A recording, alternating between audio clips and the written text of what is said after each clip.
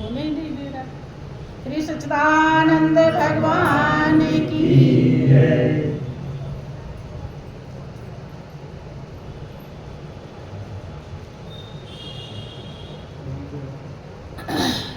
वो चल पड़ते ही एकदम जिंदगी में उनके चेंजिंग आ जाता है तुरंत। देखें आप लोग सत्संग सुनते हैं लेकिन एकदम चेंज नहीं हो पाते, बहुत धीरे धीरे कोई कोई चेंज होता है और कोई कोई तो चेंज भी नहीं होता, थोड़ा भी नहीं होता। श्री सच्चिदानंद भगवान की, श्री सद्गुरुदेव महाराज की। तुलसीदास जी इतने महान कैसे बने? क्योंकि उन्होंने अपने जीवन को एकदम चेंज किया।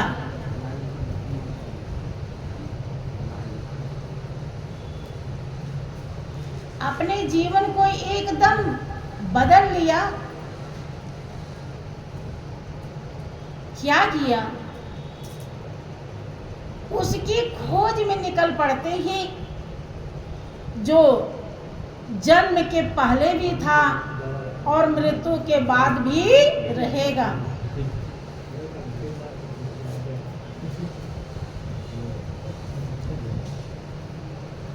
श्री सच्चिदानंद भगवान की, श्री सद्गुरुदेव महाराज की।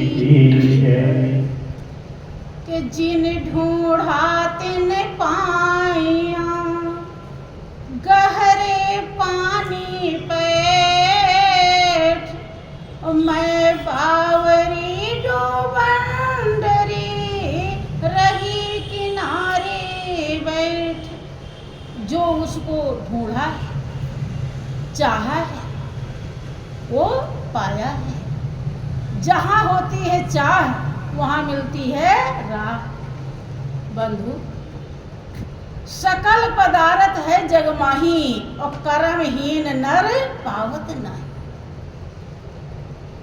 अगर आज तक जितने लोग बैठे इनमें से जिन लोगों को राम के चरणों से अनुराग नहीं हुआ,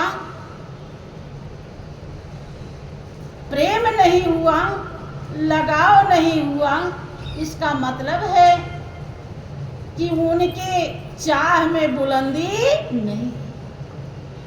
उन्होंने आज तक चाहा ही नहीं कि हमें राम की जरूरत है। राम भी कोई चीज है, उनके दिल में खास बुलंद चाह पैदा नहीं,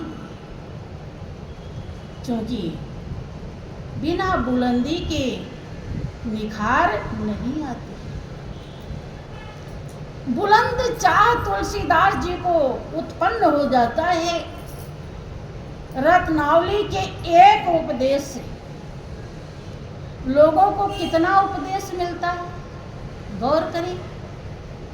यही कारण है कि तुलसीदास जी की रचित रामचरितमानस आज घर घर पूजी।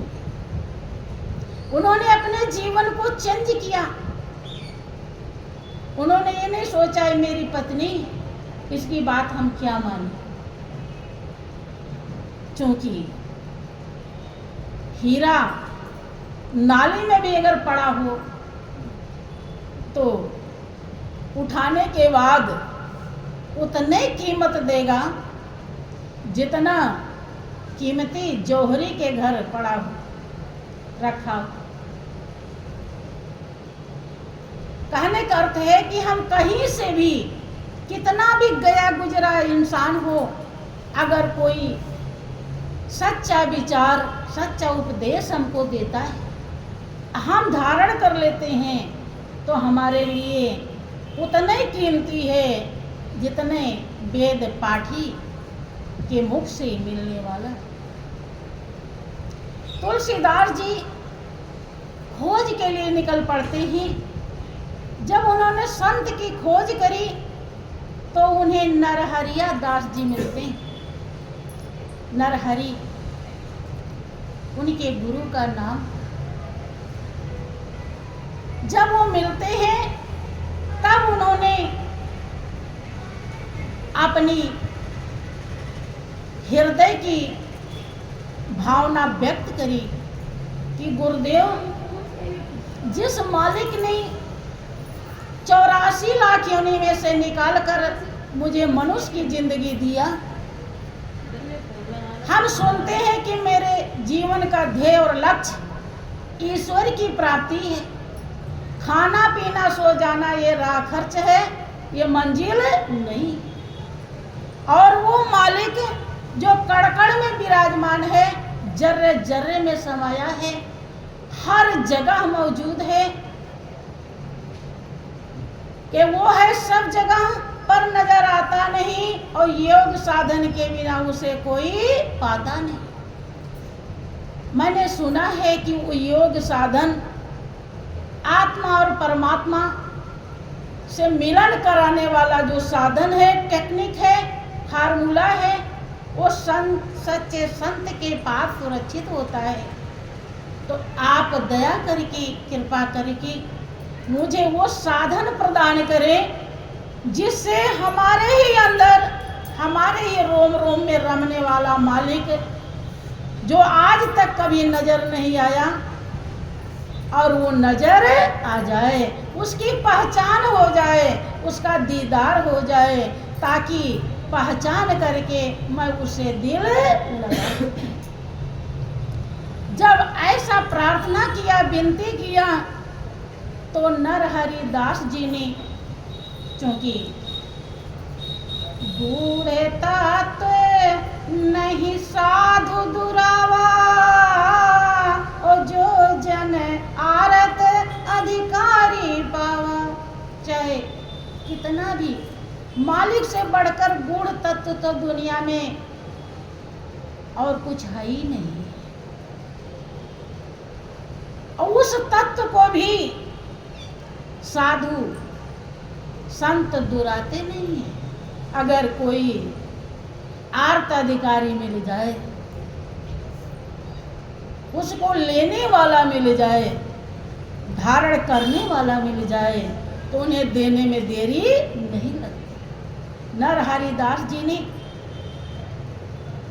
उस परम सत्ता को प्रदान कर दिया जिससे प्रेम लगाने के लिए खास तौर से हमारी ये जिंदगी मिली है। अगर उससे हमारा प्रेम नहीं हुआ, भाइयों बहनों, आप तो एक साधारण इंसान हैं, थोड़ा धन दौलत रुपया पैसा बाल बच्चे, लेकिन जिसके पास पूरा देश अपना, पूरा राज्य अपना, कई कई रानियां, रत्नजड़ी सिंहासन, खजाने से भरा भंडार था, प्रेम न होने पर उन्हें भी संतुष्टि नहीं मिली। देखें, आप पैसे पर देखते हैं कि सम्राट अशोक की लाट छपी। सम्राट अशोक ने जब तक उस परम पिता परमेश्वर से दिल नहीं लगाया, उनका प्रेम नहीं हुआ मालिक के चरणों से, तब तक वो इतने बेचैन थे, सब कर्म कर डाले, लेकिन कहीं से संतुष्टि नहीं मिली। जब उन्हें पता चला कि संतुष्टि अगर है तो केवल केवल केवल राम से प्रेम लगाने में, और कहीं भी सबसे ऊंची प्रेम सगाई, इससे बढ़कर और कोई रिश्ता नहीं है दुनिया में। आप मालिक के अंश हैं, वही है जो मालिक है, और वहां तक अगर आप नहीं पहुंचे तो बंधु ये जिंदगी की कीमत आपको नहीं मिल सकती। आपका जीवन उसी प्रकार से बेकार है जैसे पक्षी के 2 पंख होते हैं। अगर एक पंख नहीं है तो उसके जीवन का शोभा समाप्त, ना तो उड़ सकता है, ना तो देखने में अच्छा लगेगा, कोई भी उसे तुरंत मार सकता है। ऐसे ही आपको मालिक ने 2 काम सौंप कर इस दुनिया में भेजा है, हरि का भजन और पेट का धंधा। आप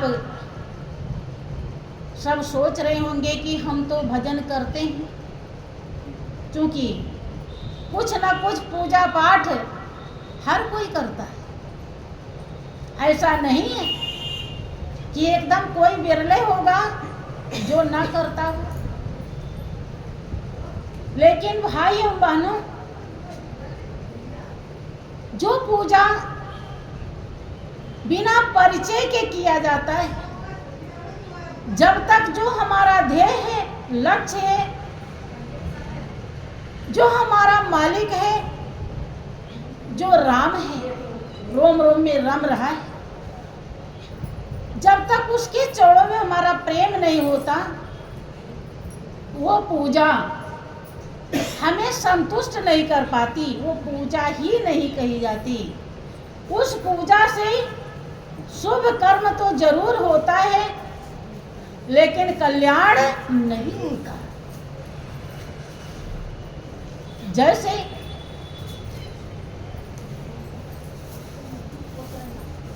बोलिए प्रेम से श्री सच्चिदानंद भगवान की, श्री सद्गुरुदेव महाराज की।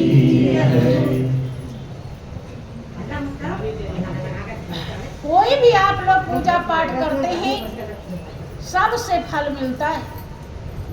कोई ऐसा पूजा नहीं, यहाँ तक कि अगर आपने थोड़ा सा मन में विचार कर लिया, उससे भी फल मिलता है। जो बाणी से बोल दिया, चाहे अच्छा या बुरा, उससे भी फल मिलता है। और हाथ पैर से कर दिया, मंदिर में जा कर के आपने पूजा करी, व्रत उपवास किया, धूप दीप आरती किया, ऐसा नहीं कि इससे फल नहीं मिलता। लेकिन ये पूजा पूरी जिंदगी भर आप करते रहिए तो आप ये नहीं समझ पाएंगे कि राम कहाँ है, कैसे है और क्या है। क्या समझ जाएंगे? हमारे ख्याल से इसीलिए ये पूजा आपकी आत्मा को संतुष्ट नहीं कर सकती और इस पूजा से आपका कल्याण नहीं होता। गुरु धारण करने की इसीलिए जरूरत होती है,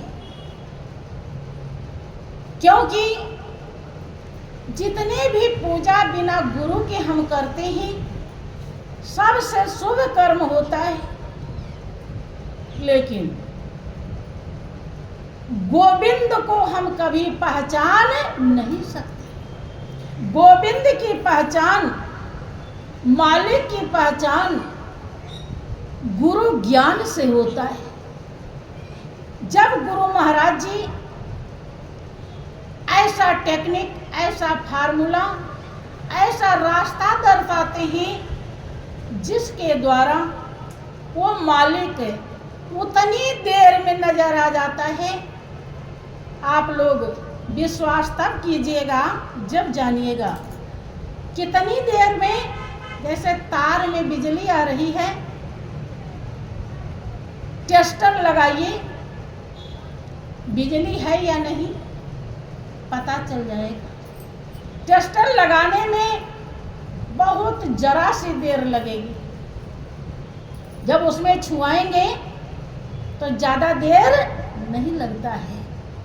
बस छुआते ही जैसे छू गया, तुरंत पता चलेगा बिजली है या इतनी ही देर जब संत का हाथ लगता है, क्योंकि जिस आंख से वो दिव्य अनोखी शक्ति नजर आ जाती है, वो आंख सबके पास है, लेकिन उसमें मोतियाबिंद का शिकायत है।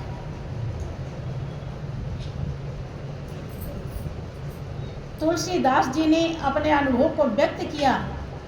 जब वो संत सतगुरु के शरण में नहीं गए थे, तब उन्हें भी वो मालिक नजर नहीं आया था। उन्होंने क्या लिखा कि घट में है सूझत नहीं लानत ऐसी जिंद, और तुलसिया संसार को भयो मोतियाबिंद, कि पूरे संसार को मोतियाबिंद का शिकायत है।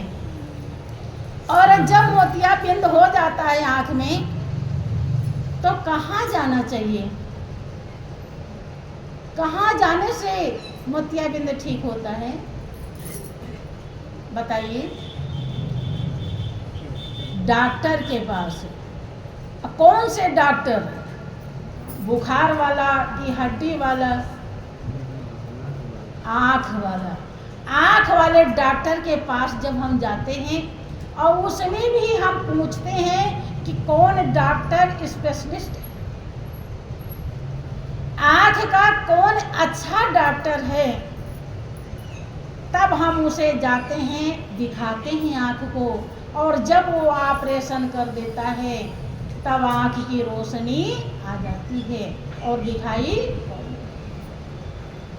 ऐसे डॉक्टर जैसे बहुत हैं, लेकिन सब डॉक्टर आँख का मोतियाबिंद ठीक है नहीं। ऐसे संत महात्मा भी बहुत हैं। हमारे जो दिव्य आँख में, चूंकि परमात्मा दिव्य है, उसका जो दीदार जिस आँख से होता है वो आँख भी दिव्य है। आपके शास्त्र में भगवान कृष्ण ने उसे दिव्य चक्षु कही है गीता में, और कुरान में उसको चश्मे और सीरत कहा जाता है। सिखों के गुरु ग्रंथ साहब में उसे तीसरा तिल कहा जाता है। हिंदू के रामायण में उसे 10वां द्वार, त्रिकुटी भिरकुटी कहा जाता है। वो सबके पास है। जहाँ पर हमारे भाई बंधु तिलक लगाते हैं, हमारी माताएं बिंदी लगाती हैं, वहीं पर वो आँख है जो संतों का हृदय कहलाता है, जो सबका अनोखा हृदय है। एक हृदय यहाँ है और एक हृदय है तो वो सब जगह, लेकिन वहाँ सबसे नजदीक है। और आज तक सबसे पहले किसी को नजर आया तो वहीं पर आया। जब वहाँ पर पहचान हो जाती है तो सब जगह पहचान हो जाती है। ऐसे संत सद्गुरु जब मिलते हैं तब मालिक के दीदार होने में उतने ही देरी लगती है जितना देर टेस्टर तार में लगाया और पता चल गया बिजली है या। हमारे रोम रोम में जो बिजली फिट है, ताकत, शक्ति, एनर्जी जो भी कहिए, जब उसका कनेक्शन कट जाता है तो हम लौट जाते हैं, गिर जाएंगे अभी तुरंत। उसी के नाते हम बैठे हुए हैं। उस बिजली को भी पहचानने के लिए ऐसा टेक्निक फार्मूला चाहिए बंधु। लेकिन उसके लिए देखें, जैसे हमारे आँख में सुरमा लगा है या काजल लगा है, हम उसे देखना चाहें, हमारी ही आंख में है, कहीं दूर। लेकिन उस सुरमा और काजल को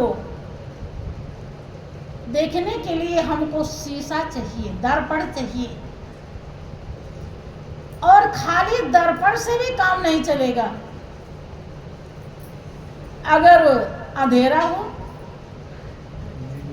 तो दर्पण से देख लेंगे, तो उजाला भी होना चाहिए। और आंख में मोतियाबिंद हुआ हो, आंख से दिखाई न पड़ता हो, तो दिखाई पड़ जाएगा काजल? नहीं। आंख की भी रोशनी होनी चाहिए और उजाला भी होना चाहिए और दर्पण भी होना चाहिए, तब हमारी ही आंख में लगा काजल और सुरमा हमें नजर आएगा। कहीं दूर नहीं है, हमारी आंख में है बंधु। ऐसे शांति का स्रोत, आनंद का भंडार, सुखों का खजाना कि जिसकी तुम्हें तलाश है वो तुम्हारे ही पास है, वो मालिक है, आपके रोम रोम में रम रहा है। लेकिन चाहे आप कितना भी सत्संग सुन लें, भागवत गीता भी सुन ले, पढ़ ले, पूरे तीर्थ में जाके वास करें,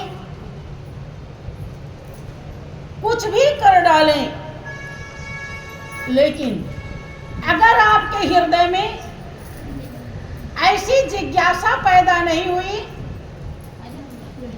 भाव पैदा नहीं हुआ कि हमें मालिक की जरूरत है, वो परमात्मा, आप सुनते हैं कि अगर आपको पता चल जाए कि आपके दादा परदादा का कोई हिस्सा 10 बीघा खेत किसी ने कब्जा कर रखा है, आपको मालूम हो जाए, तो जिस दिन मालूम होगा आपको रात में नींद नहीं आएगी। आप दिमाग में यही सोचते रहेंगे, घूमता रहेगा, कौन सा उपाय करूं कि वो हमारा है और उसको हमें मिलना चाहिए। आप पटवारी, कोर्ट, सब जगह दौड़ेंगे, क्या चैन से बैठेंगे? लेकिन यहाँ अरे वो हिस्सा बस चंद दिनों देखने के लिए मिला है, वो 10 बीघा अगर मिल भी गया तो आप अगर 4 रोटी खाते हैं तो 8 नहीं खाएंगे, 4 ही खा पाएंगे, भले मिल गया। और अगर जितनी दूरी में आप सोते हैं उतनी ही दूरी में सोएंगे, जितने कमरे में आप रहते हैं उतने में ही रहेंगे। आपको इतना जरूर कर सकता है, अहंकार पैदा कर सकता है कि मेरे तो इतना धन है, लेकिन उसके लिए आप बेचैन हो जाते हैं और तुरंत ही उसकी खोज करने लगते हैं। लेकिन संत महान पुरुष गला फाड़ फाड़ के चिल्लाते हैं कि जिसकी तुम्हें तलाश है वो तुम्हारे ही पास है। आज तक जिस किसी की प्यास बुझी, जिस किसी की आत्मा संतुष्ट हुई, तो अपने अंदर ही हुई। वो सच्चाई आप ही के पास है, लेकिन आपके सिर में जूं नहीं रेंगता कि हम उसे पाने के लिए कोशिश करें। कैसे है हमारे अंदर वो, क्या है वो, क्या स्वरूप है, किस तरह से होगा वो कि जो हमारे रोम रोम में रम रहा है। आपके हृदय में जिज्ञासा पैदा नहीं। जिसके हृदय में जिज्ञासा पैदा, पहली बात उसको पाने के लिए हृदय में बुलंद चाह होनी चाहिए, जिज्ञासा। और दूसरी बात जब बुलंद चाह होती है तब सच्चे संत मिल जाते हैं। और तीसरी बात, वो संत भी मिल गए लेकिन अगर टेक्निक नहीं दर्शाया, ज्ञान नहीं दिया, फार्मूला नहीं बताई, पौड़ी नहीं दर्शाया, रास्ता नहीं दर्शाया, तो भी वो नजर आने वाला नहीं। और जब तक वो नजर नहीं आएगा तब तक ध्यान रहे, वो भक्ति शुरू नहीं होगी, प्रेम नहीं शुरू होगा जिससे आप गुणवान कहलाते हैं और जिससे आप भाग्यशाली कहलाते हैं। क्योंकि राम ही दुनिया में अपने हैं और सब सपना है। राम को जानते ही आप पावन हो जाएंगे। वही पावन है, वही दोषों और विकारों को दूर करने वाला है, वही कर्म बंधन को काटने वाला है। और दुनिया में जितने भी रिश्ते नाते हैं भाई एवं बंधु, ये दुखी तो कर सकते हैं लेकिन सुख नहीं दे सकते। इनसे दोष पाप तो मिल सकता है लेकिन आप पावन नहीं बन सकते। जब जब इनकी याद आती है तो जैसे इनके भाव होते हैं, जैसे इनके कर्म होते हैं, जैसा इनका संस्कार होता है, उसी हिसाब से आप परसेंटेज इनसे कमाई कर लेते हैं। मालिक को याद करने की क्यों जरूरत है?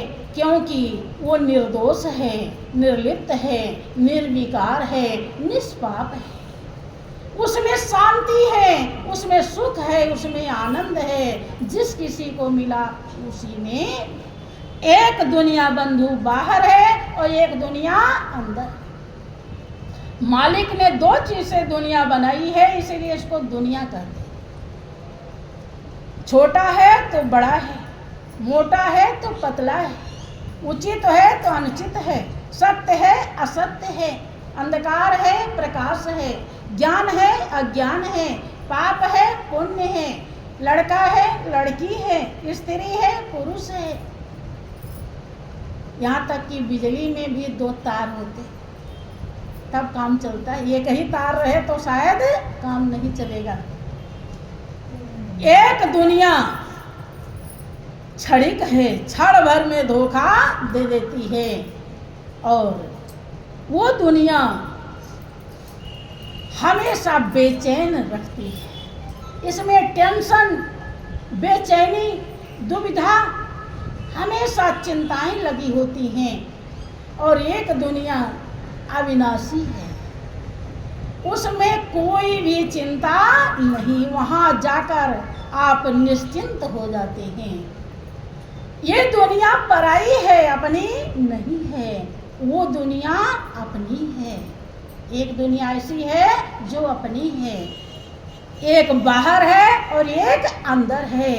एक हमेशा एक में पहुंचते ही, चाहे आप 5 वर्ष के थे, जब उस दुनिया में पहुंचे तो संतुष्ट हो जाते हैं। मीरा 10, 12, 11 वर्ष की थी, वो संतुष्ट हो जाती हैं। लेकिन इस दुनिया में 80 वर्ष का बूढ़ा भी संतुष्ट नहीं होता, उसे भी कुछ और चाहिए, कुछ और चाहिए। क्योंकि जो चाहिए था वो मिला, वो अंदर की दुनिया में मिलता है। गुरु नानक जो सिखों के पहले गुरु हुए, महाज्ञानी कहलाए, वो अंदर की दुनिया में जब गए और कौन कौन क्या क्या है वहाँ पे, कैसा है, उन्होंने दर्शाई है। गौर करेंगे तो बात समझ में अंदर बढ़ के पौड़ी चढ़ के तो नजारा देख